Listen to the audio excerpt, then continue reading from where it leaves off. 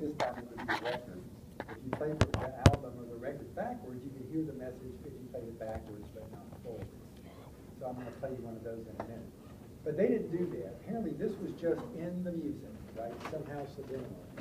So I'll turn it over to you. And so two kids obviously committed suicide. And so the parents, I know you're thinking this is, that's all right. You're thinking that this is crazy. Hey, it's not subliminal. It's not subliminal. It's out of my understanding. The problem is I have to fast because I have a lab test today, so he's torturing me. Anyway, the key thing is that these people committed suicide, right? And they committed suicide, and their parents blamed this record. So what do you make of that? Anybody? I think they're looking for Huh? something easy. Well, it's an easy target, but they could have blamed a lot of other things. What else? I mean, they're trying to prove that there's a subliminal message in there, and I think they're not looking at themselves so much. They're looking for an external source for them to place rather than their own selves. Okay. Sounds reasonable.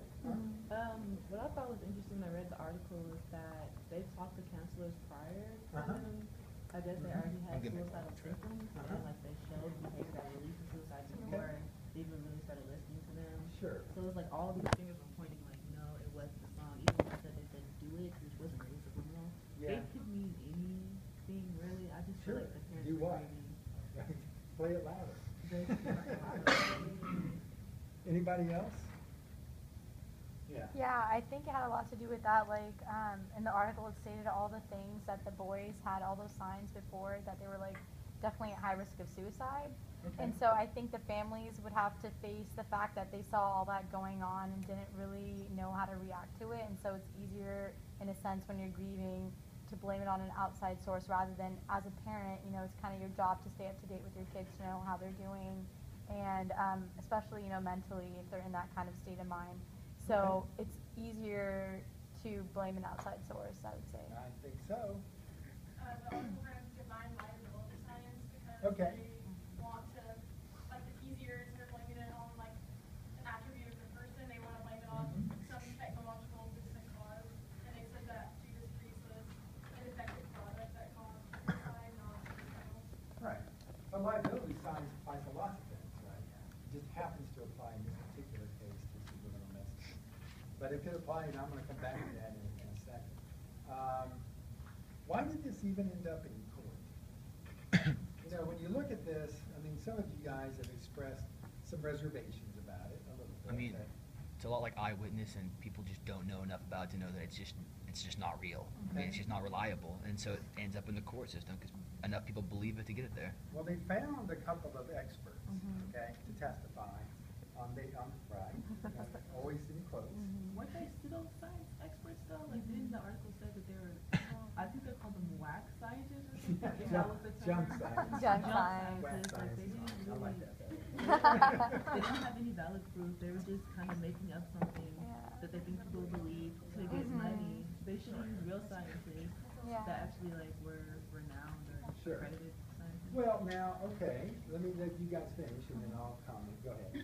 Well, go ahead. Oh, no, you Either go first. one. She had her hand up first. I was just gonna say, even though they were junk scientists, the article pointed out that no one moves around introducing themselves as junk scientists or pseudoscientists. They, regardless of the legitimacy, they introduce themselves as scientists. Also, the expert that they called, one of them could not even, he claimed to be referencing, like hundreds of You couldn't even label one. known literature, and then they were like what? He was like, well, hundreds. Yeah. And he asked to name one, and he named some that didn't really have anything to do with it. And it wasn't just like them, like the experts that fell prey to that, or they were like, the judge also, when the whole case fell apart because of that counselor, she said that if he actually came to her and said he heard that message, but if it was subliminal, you're not conscious aware of that happening, you know, and so pretty much at that point the whole case should have fell apart, but the judge, like, he still allowed it to go on. He did. Absolutely. He did allow it to go on. I guess you could say it's kind of a product instead of time period too. Okay.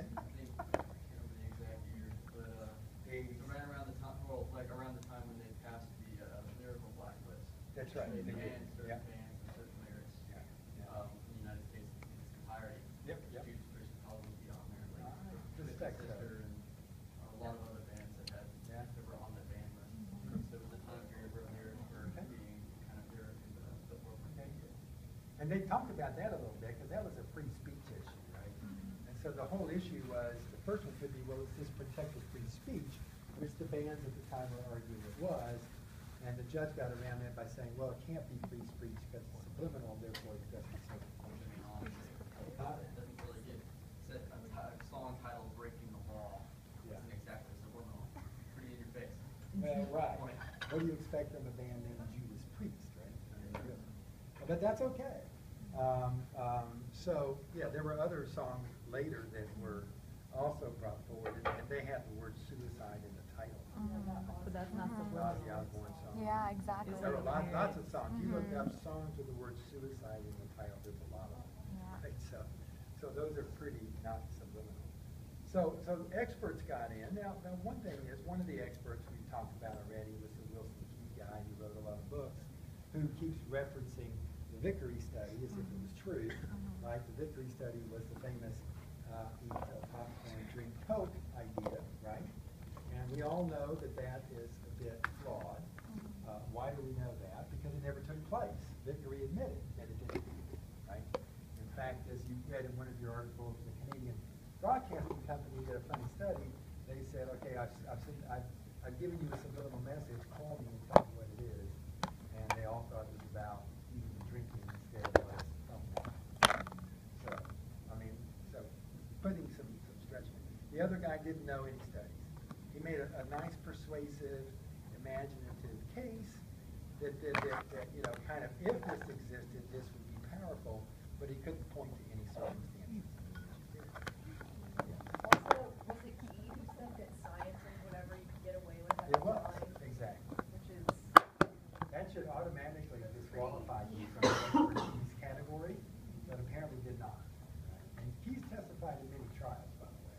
This is not his only trial. I mean, he's made more money by testifying in trials, really, than anything else. So they had experts, and they had the counter experts, right, which one of whom you're reading and the other people that you read, and they said, we just don't see it, right? We just don't see the evidence for it. What was the end result of the case? What was the end result? For Judas Priest? Yeah. Or anybody. Did He they got win? I mean, They won. Didn't the parents win? No, No, the parents Okay, lost okay. because they couldn't prove that there was a subliminal message. But the scary thing was that they said if they could actually find a subliminal message, that they could have been possibly in trouble. That's what scared me. also Was though, That's true. the judge at one point said that there were other circumstances, regardless of the song, that pointed to suicide tendencies. All right, so that sounds really good, all right? So so I think we've got a handle on that.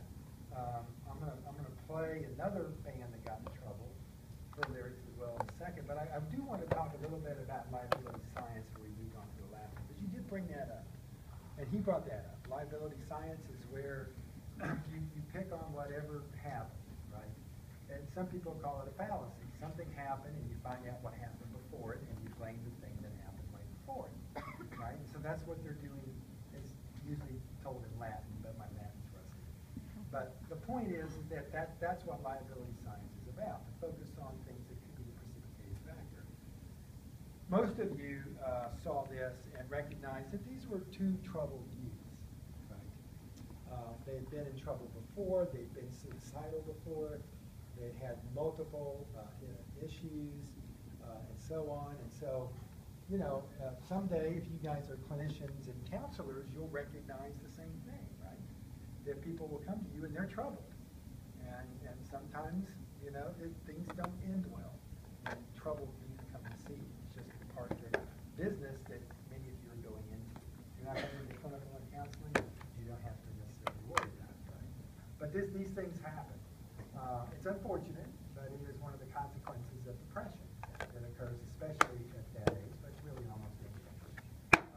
So liability science then tries to find reasons why these things happen, right? Because it's hard to explain. And so in this case, it was about music.